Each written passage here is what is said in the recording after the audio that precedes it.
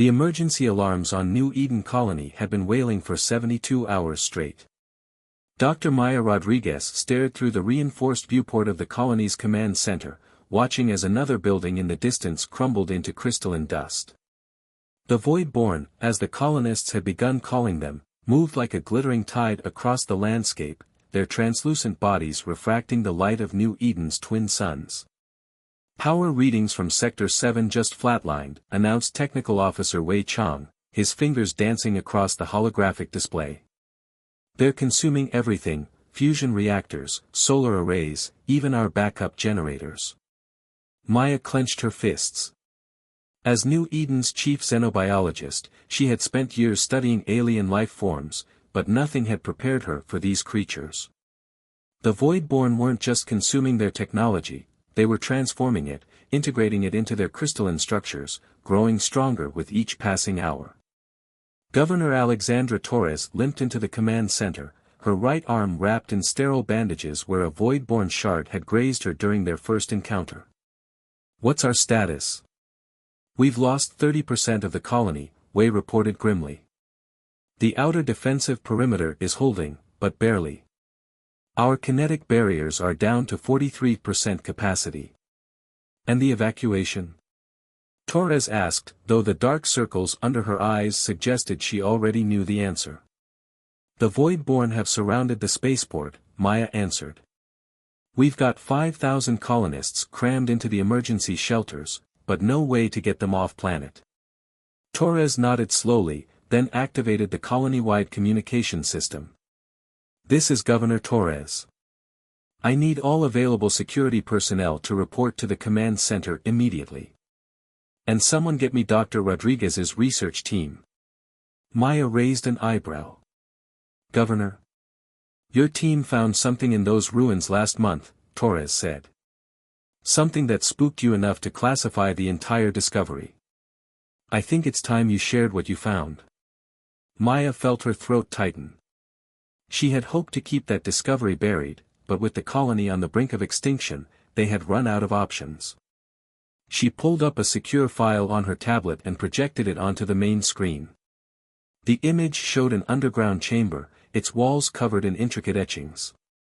But it wasn't the architecture that drew everyone's attention, it was the crystalline fragments scattered across the chamber floor, identical to the Void-born currently laying siege to their colony. "We weren't their first targets," Maya explained, her voice heavy. "The civilization that built those ruins fought them too. From what we've been able to translate, they called themselves the Ardani. They were far more advanced than us, had technology we can barely comprehend. And the Void-born still destroyed them." A heavy silence fell over the command center, broken only by the distant sound of explosions. "But here's what's interesting," Maya continued, switching to another image. This one showed a detailed scan of the crystal fragments. The Void-born were fighting now. They're different. More evolved. The fragments we found in the ruins were simpler, more primitive. They're learning, adapting. Every civilization they consume makes them stronger. Wei swore under his breath. "So what you're saying is, we're not just fighting for our survival, we're fighting to keep them from getting even more powerful." "Exactly," Maya nodded. "But there's something else. Something in those ruins that might give us a chance." Before she could elaborate, the command center's proximity alerts began screaming. Wei's hands flew across his console. "Multiple ships just dropped out of FTL. They're heading straight for us." Everyone rushed to the viewport. Through the haze of the colony's failing atmospheric shields, they could see them, a fleet of ships, their hulls gleaming with an unfamiliar design. They were neither the blocky utilitarian style of human vessels nor the organic curves favored by most known alien species. "Are they more Void-born?" Torres demanded. "No," Wei shook his head, studying the readings. "These are solid matter ships, but the energy signatures. I've never seen anything like them." A communication request flashed across their screens, marked with an unfamiliar symbol. Torres hesitated for just a moment before accepting it. A hologram materialized in the center of the command center, showing a tall, elegant being with silvery skin and 4 arms. When it spoke, its words were automatically translated by their systems. I am Commander ZYXTAL of the Luminarch Defense Fleet. We detected the Void Tide's energy signature and came as quickly as we could. The being's expression shifted to something that might have been sorrow. We had hoped to reach you before they did. You know what these things are? Torres stepped forward, her voice urgent. All too well, ZYXTAL replied. We have been fighting them for centuries. They have consumed countless worlds, countless species. But perhaps. The commander paused, studying the humans with multiple sets of iridescent eyes.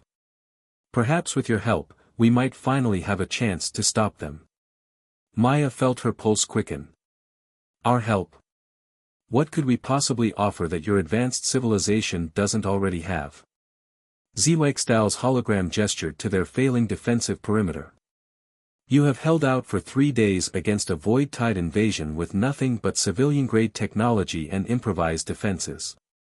No other species has lasted more than hours without our intervention. Your adaptability, your resourcefulness, these are traits the Luminarch have lost over millennia of technological reliance. The commander's next words sent a chill down Maya's spine.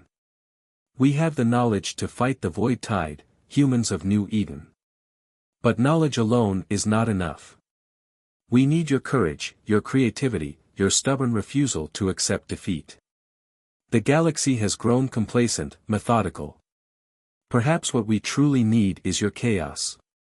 Torres stepped forward, her bearing straight despite her injury. You're saying you want to form an alliance? No, ZYXTAL corrected. I am saying we want to learn from you. The Void Tide adapts and evolves with every victory. To defeat them, we must do the same. Will you teach us how to fight as humans do? Torres looked around the command center, at the faces of her people, tired, scared, but unbowed. Then she looked back at the alien commander and smiled grimly. Commander ZYXTAL, I think this is the beginning of a beautiful partnership. But first, we need to save my colony. Are you ready to learn your first lesson in human warfare? The Luminarch commander's hologram rippled with what might have been excitement. We await your instruction, Governor Torres.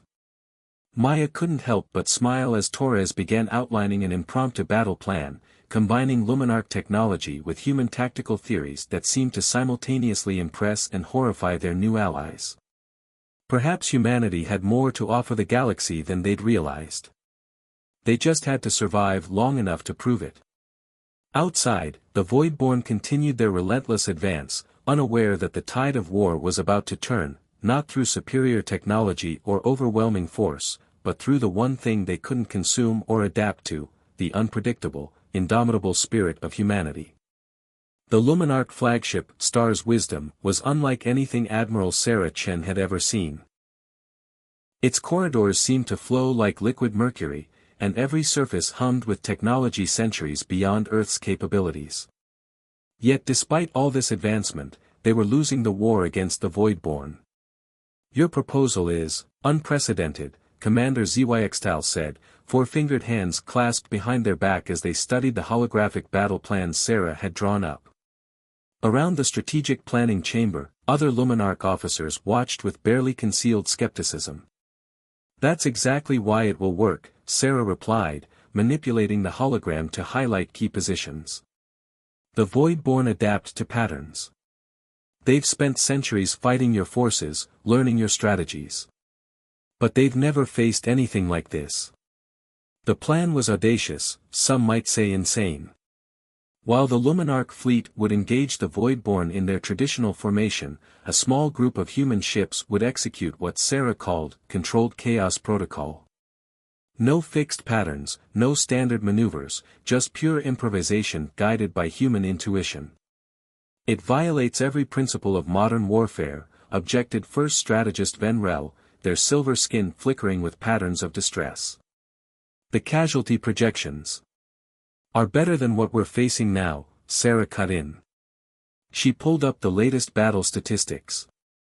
In the past month alone, we've lost 15 systems to the Voidborn. They're not just consuming our technology anymore, they're getting smarter, developing countermeasures to every tactic in your millennium-old playbook. The chamber fell silent. Even the most conservative Luminarch couldn't deny the truth of her words. Their civilization had achieved near perfection through careful planning and methodical advancement. But against an enemy that evolved through chaos, perfection had become a weakness. There's something else, Sarah continued, her voice softening. When they took New Eden, we found records in the ruins. The Ardani weren't the only civilization the Voidborn destroyed. There were others, dozens of them, maybe hundreds. But here's what's interesting, the earlier victims lasted longer. The more advanced and organized a civilization was, the faster it fell. She gestured to the holographic display, showing the pattern of Voidborn expansion. They're not just consuming technology, they're consuming predictability. Every perfect strategy, every optimal solution becomes part of their arsenal. But humanity? She smiled grimly. We're anything but perfect. And this is something to be proud of, asked Venrel, though there was more curiosity than condemnation in their tone now. Damn right it is, Sarah replied.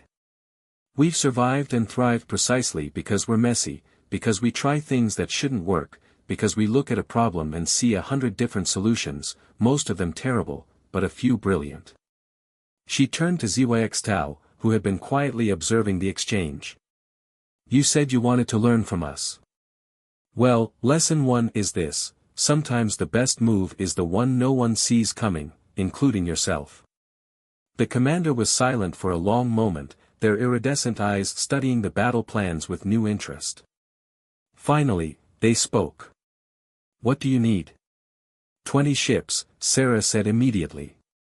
The smallest, fastest ones you've got. And volunteers, anyone in your fleet willing to throw out the rulebook and embrace chaos. To everyone's surprise, Venrel stepped forward. I volunteer, they announced. If we are to understand human warfare, some of us must experience it firsthand. Over the next few hours, more Luminarch came forward, mostly younger officers, but also a few veterans who had grown weary of fighting a losing war with outdated tactics. Sarah worked with each of them, teaching them the principles of guerrilla warfare, the art of controlled randomness, and most importantly, how to trust their instincts over their calculations. Remember, she told them during their final briefing, the goal isn't to outthink the Voidborn. They've absorbed the knowledge of civilizations far smarter than us. We're going to out-crazy them. The plan was set in motion 3 days later. The main Luminarch fleet engaged a Voidborn cluster in the Helios sector, their formations perfect as always. The crystalline entities responded exactly as expected, spreading out to counter the familiar tactics. That's when Sarah's task force struck. Human and Luminarch pilots working together, each ship moving independently, their trajectories making no tactical sense yet somehow forming a devastating dance of destruction. They dove through the Voidborn formations, breaking them apart, creating chaos that spread through the hive mind like a virus. For the first time in centuries, the Voidborn hesitated. Their adaptive algorithms struggled to predict movements that followed no pattern, to counter attacks that defied strategic logic. In that moment of confusion, the main Luminarch fleet struck, their synchronized precision suddenly deadly again when combined with the chaos Sarah's forces had created. When the battle was over, the Voidborn had been driven back, leaving behind clouds of crystalline debris. In the Star's Wisdom's command center, Sarah found ZYXTAL staring at the tactical replay, their expression unreadable. I believe, the commander said slowly, we have much more to learn from humanity than we realized. Sarah nodded, already planning their next move. And we're just getting started. The Voidborn think they've seen everything the galaxy has to offer. Wait until they face the combined might of human ingenuity and Luminarch technology. As if to emphasize her point, one of the human ships performed an unnecessary but impressive spiral maneuver on its way back to the fleet, prompting confused murmurs from the Luminarch crew and proud grins from the humans present. That, Sarah said, pointing to the display, is humanity in a nutshell. We'll take the long way around just because it looks cool, find solutions nobody asked for to problems that don't exist yet, and somehow turn it all into victory. Zweigstal's skin rippled with what Sarah had learned was their version of laughter. Perhaps that is exactly what this galaxy needs. Dr. Maya Rodriguez had always felt at home in laboratories, but the Luminarch research facility aboard the Stellar Nexus made her previous workspaces look like primary school science projects. Quantum computers built from pure light, matter fabricators that could reshape reality at the atomic level, and energy matrices that defied the laws of physics as humanity understood them. Yet despite all this technological wonder, the facility had produced nothing that could permanently stop the Voidborn. Maya watched through a molecular imaging array as another prototype weapon dissolved into crystalline dust, consumed and adapted to by their relentless enemy. The fundamental problem remains unchanged, declared Chief Researcher Nine Laren, their silvery skin pulsing with frustrated patterns. The Voidborn's adaptive capabilities exceed our rate of weapons development by a factor of. That's because we're thinking about this wrong, Maya interrupted, an idea taking shape. We're trying to build a better weapon, but what if instead we built a worse one? The Luminarch researchers stared at her in confusion. Nine Laren's secondary eyes blinked rapidly, a sign Maya had learned indicated deep perplexity. I do not understand. How would inferior technology aid our cause? Maya grinned, moving to the central holographic display. The Voidborn adapt by analyzing and improving upon the technology they consume, right? So what if we gave them something that looks advanced but is actually designed to fail in a specific way? She began sketching out a design in the air, the holographic interface responding to her gestures. Look at this. What if we created a weapon that appears to be a standard energy projector, but actually contains multiple conflicting technological principles? Understanding began to dawn in Nine Laren's eyes. A trap within the technology itself. When they attempt to adapt, they'll try to integrate multiple systems that fundamentally cannot work together, Maya finished. Like trying to run matter and antimatter through the same engine. The laboratory erupted into activity as the concept took hold. Human intuition and creativity merged with Luminarch precision and knowledge. They worked through 3 planetary rotations without rest, fueled by the excitement of breakthrough after breakthrough. The result was unlike anything either species had created before. They called it the Quantum Forge, a weapon that appeared to be the pinnacle of technological advancement but was actually a carefully crafted chaos engine. It's beautiful, breathed Lieutenant Sarah Chen, who had been called in to witness the first test. And terrifying. The device looked deceptively simple, a sleek cylinder of opalescent metal housing what appeared to be a standard energy core. But inside, it was a masterpiece of controlled dysfunction, a technological paradox waiting to be unleashed. The outer layer will attract the Voidborn's attention, Maya explained, pointing to various components. They'll see it as a powerful energy source, something worth consuming. But when they try to integrate it, the first field test exceeded even their most optimistic projections. When a small group of Voidborn encountered the Quantum Forge, they immediately moved to consume it, their crystalline forms pulsing with anticipation. The moment they began their integration process, the trap was sprung. The Voidborn's perfectly ordered systems tried to adapt to the inherent chaos within the device. Like a computer trying to divide by zero, their entire structural matrix began to collapse.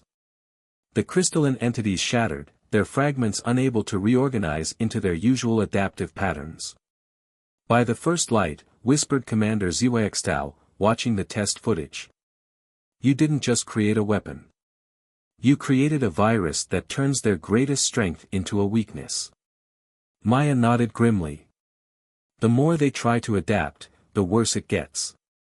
It's like trying to solve a puzzle where every piece changes shape the moment you touch it. But their victory celebration was short-lived. Long-range sensors detected a massive Voidborn fleet heading toward the Luminarch homeworld. Somehow, they had sensed the threat and were responding with overwhelming force. They're evolving faster than ever, Sarah observed, studying the tactical displays. They must recognize the danger the quantum forge represents. Maya felt a chill run down her spine. They're afraid, she realized. For the first time since they began their conquest, they've encountered something they can't adapt to. Something that uses their own nature against them. Commander Zwextal's skin rippled with determination. Then we must strike now, while we still hold this advantage. We'll need to mass-produce the quantum forge immediately. It won't be that simple, Maya cautioned. Each one needs to be slightly different, unpredictable in its own way. If we make them all identical, the Voidborn will eventually find a way around them. Then we'll make each one unique, Sarah declared. We'll turn our production facilities into chaos factories. Let every human engineer add their own twist, their own impossible combination of technologies. The Luminarch commander studied both women with their multiple sets of eyes. Once again, humanity shows us a path we could not have conceived. To defeat an enemy that thrives on perfection, we must embrace imperfection. Maya smiled, already planning modifications for the next batch of quantum forges. That's the thing about humans, Commander. We've never been good at perfection. But chaos? That's our specialty. As the facility moved into emergency production mode, Maya caught Sarah grinning at the controlled pandemonium of humans and Luminarch working together, each bringing their own unique approach to the challenge. Think the Voidborn know what they're in for? Sarah asked. They're about to learn, Maya replied, watching as another quantum forge took shape, beautifully flawed and perfectly deadly. Sometimes the best weapon isn't the most advanced or the most powerful. Sometimes it's the one that makes absolutely no sense at all. The bridge of the stellar nexus thrummed with tension as the combined human Luminarch fleet prepared for their most ambitious operation yet. Admiral Sarah Chen stood beside Commander Zwextal, watching as hundreds of ships moved into position around the Voidborn-controlled system of Helios Prime. The latest intelligence reports are concerning, Zwextal announced, their skin rippling with anxiety patterns. The Voidborn have transformed nearly 80% of the system's infrastructure into their crystalline architecture. They're stronger here than anywhere we've encountered before. Sarah nodded, studying the tactical display. Good. The harder they've worked to perfect this system, the harder they'll fall when we introduce a little chaos. The plan was audacious, even by human standards. While the main fleet would engage the Voidborn's outer defenses, special teams of human and Luminarch operatives would penetrate deep into enemy territory, deploying modified quantum forges at key strategic points. All ships report ready, announced First Strategist Venrel, who had become one of their most enthusiastic converts to human tactical thinking. The quantum forges are primed and calibrated for maximum unpredictability. Sarah took a deep breath. Send the signal. Operation Murphy's Law is go. The battle began conventionally enough, with the Luminarch fleet executing their traditional precision maneuvers. The Voidborn responded exactly as expected, their crystalline ships forming intricate geometric patterns designed to counter the familiar tactics. That's when the human elements of the fleet sprang into action. Ships performed impossible maneuvers, deliberately flying into what appeared to be tactically disadvantageous positions. The Voidborn's adaptive algorithms struggled to make sense of movements that defied strategic logic. Insertion teams away, Venrel reported. Human squad, Chaos Monkeys has successfully breached the outer defense grid. Sarah couldn't help but smile at the nickname. The human special forces had embraced their role as agents of disorder with characteristic enthusiasm. Each team carried specially modified quantum forges, no two exactly alike, each designed to create a unique form of technological havoc. Deep within the crystalline structures of Helios Prime, Maya Rodriguez led one such team through corridors that seemed to pulse with malevolent energy. The Voidborn had transformed the once thriving human colony into something alien and geometric, every surface gleaming with stolen technology. Remember, Maya whispered to her mixed team of humans and Luminarch, we want them to detect these devices. The more they try to analyze and adapt to them, the more thoroughly they'll be corrupted, finished her Luminarch companion, Telear, who had developed an appreciation for human concepts like poetic justice. They planted their quantum forges at key junction points, each device appearing to the Voidborn as a tempting source of advanced technology. Almost immediately, the crystalline structures around them began to shift, moving to absorb these new power sources. All teams report devices planted, Sarah announced back on the bridge. Now we see if Dr. Rodriguez's chaos theory holds up on a planetary scale. The effect began slowly at first, small fractures appearing in the Voidborn's perfect crystalline formations. But like cracks in a frozen lake, they spread rapidly, each break creating new points of failure. The Voidborn tried desperately to adapt, to evolve past this new threat, but every attempt only accelerated their destruction. By the first light, breathed ZYX watching as entire sections of the Voidborn fleet began to shatter. It's beautiful, in a terrifying way. The Voidborn's response was unexpected. Instead of retreating, they launched a massive counterattack, sacrificing huge portions of their fleet in an attempt to overwhelm the Allied forces through sheer numbers. They're desperate, Sarah realized. They know they can't adapt to this threat, so they're trying to destroy us before we can use it again. The battle devolved into chaos, exactly where the human forces felt most comfortable. While the Luminarch ships provided precision fire support, human crews executed maneuvers that looked like suicide runs but somehow resulted in devastating damage to the enemy. Maya's team fought their way back through disintegrating crystalline corridors as the very structure of Helios Prime began to tear itself apart. The quantum forges had triggered a chain reaction that was spreading through the entire Voidborn network.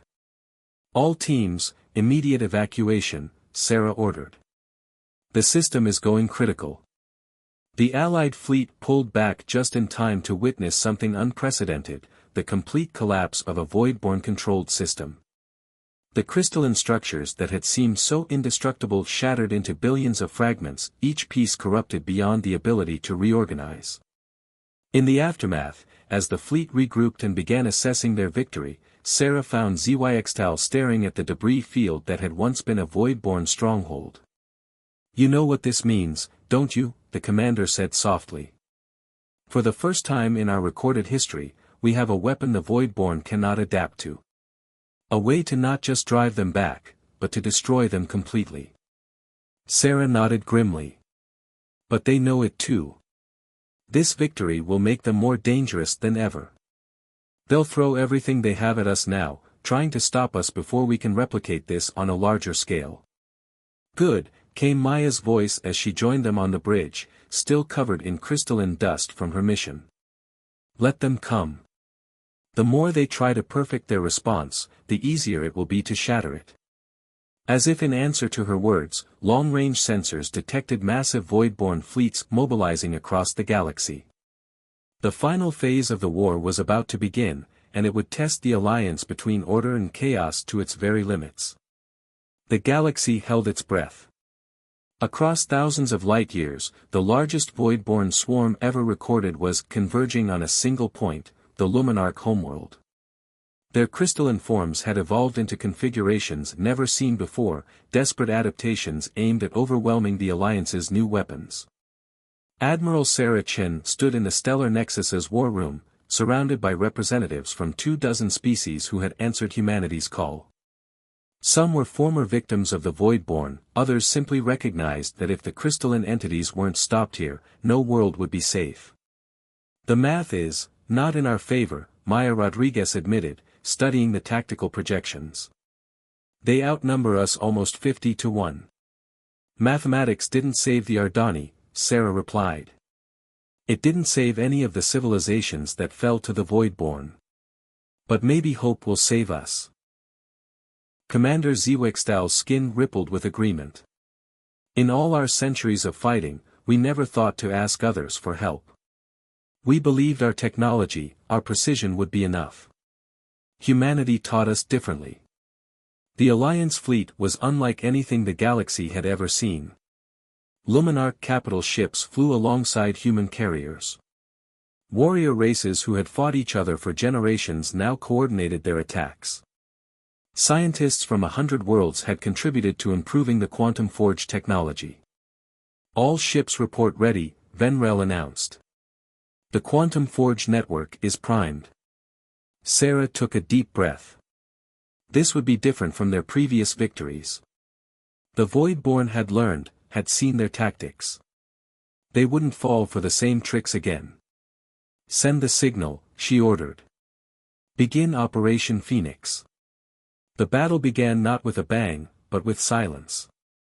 As the Voidborn swarm approached, the Allied fleet appeared to retreat in disarray. The crystalline entities, programmed to recognize and exploit patterns, surged forward to take advantage of the apparent weakness. That's when the first trap was sprung. Quantum forges hidden in abandoned ships activated, their chaotic energy rippling through the Voidborn's front lines. But the crystalline beings had prepared for this, sacrificing their forward elements to protect the main swarm. They're adapting faster than ever, Maya observed. The chaos patterns that worked before, they're finding ways around them. Then we'll show them something they've never seen before, Sarah declared. Execute Phase 2. Across the battlefield, Allied ships began moving in formations that seemed random but were actually carefully choreographed. Each species contributed their own tactical doctrine, creating a symphony of warfare that defied prediction. Luminarch precision blended with human improvisation, while other races added their own unique approaches. They're desperate, Sarah realized. They know they can't adapt to this threat, so they're trying to destroy us before we can use it again. The battle devolved into chaos, exactly where the human forces felt most comfortable. While the Luminarch ships provided precision fire support, human crews executed maneuvers that looked like suicide runs but somehow resulted in devastating damage to the enemy. Maya's team fought their way back through disintegrating crystalline corridors as the very structure of Helios Prime began to tear itself apart. The quantum forges had triggered a chain reaction that was spreading through the entire Voidborn network. All teams, immediate evacuation, Sarah ordered. The system is going critical. The Allied fleet pulled back just in time to witness something unprecedented, the complete collapse of a Voidborn-controlled system. The crystalline structures that had seemed so indestructible shattered into billions of fragments, each piece corrupted beyond the ability to reorganize. In the aftermath, as the fleet regrouped and began assessing their victory, Sarah found ZYXTAL staring at the debris field that had once been a Voidborn stronghold. You know what this means, don't you? The commander said softly. For the first time in our recorded history, we have a weapon the Voidborn cannot adapt to. A way to not just drive them back, but to destroy them completely. Sarah nodded grimly. But they know it too.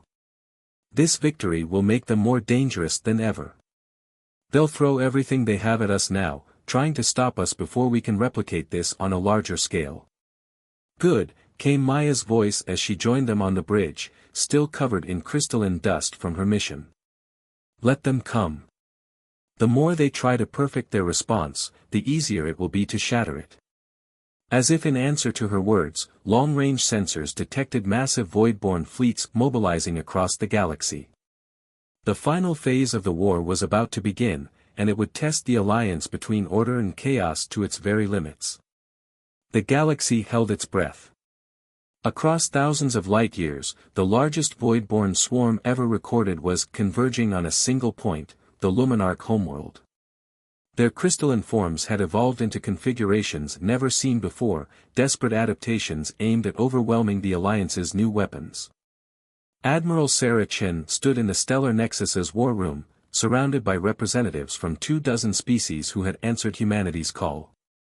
Some were former victims of the Voidborn, others simply recognized that if the crystalline entities weren't stopped here, no world would be safe.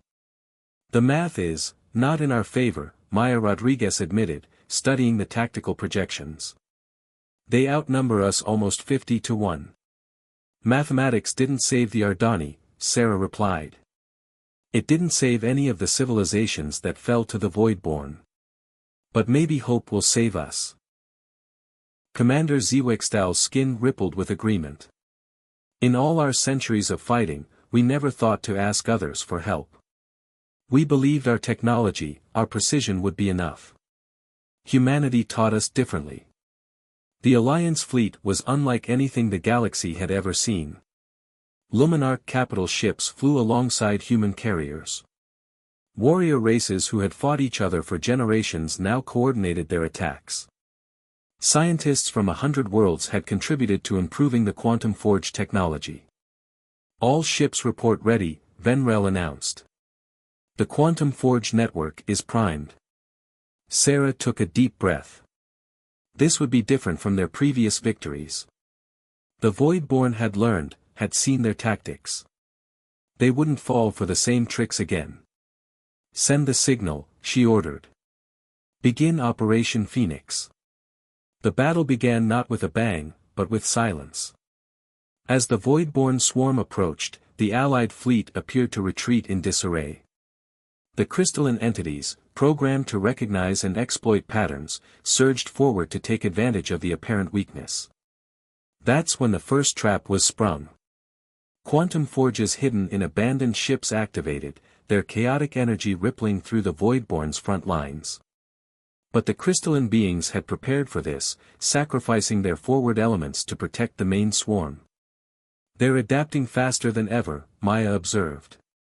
The chaos patterns that worked before, they're finding ways around them. Then we'll show them something they've never seen before, Sarah declared. Execute Phase 2. Across the battlefield, Allied ships began moving in formations that seemed random but were actually carefully choreographed. Each species contributed their own tactical doctrine, creating a symphony of warfare that defied prediction. Luminarch precision blended with human improvisation, while other races added their own unique approaches.